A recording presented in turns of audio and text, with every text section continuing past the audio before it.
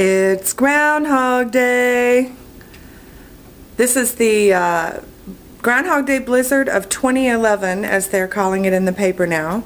This is the view out my balcony door and the snow drifts.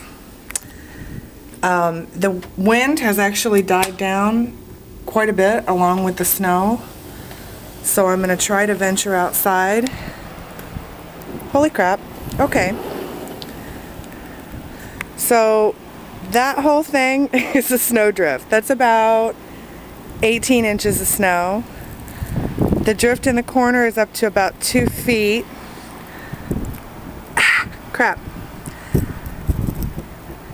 It's snowing so hard right now, I don't know if you can see anything, but there's drifts that look like sand dunes down in the snow that are probably about 5 feet deep.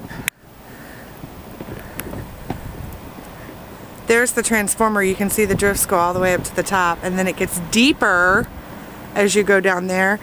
And Cameron, you could totally jump off the balcony right now.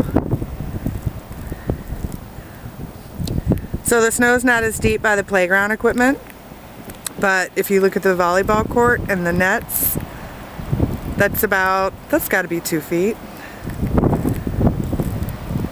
And it's still snowing and blowing like crazy. Oh crap, okay. Trying to go back in. Oh! Alright. So I think that's it. That's my coverage of the Groundhog Day blizzard of 2011.